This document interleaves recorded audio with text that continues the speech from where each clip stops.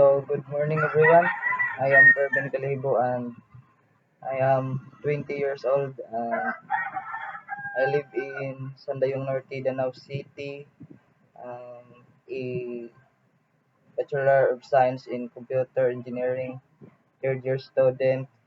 And the reason for taking up this course is to enhance my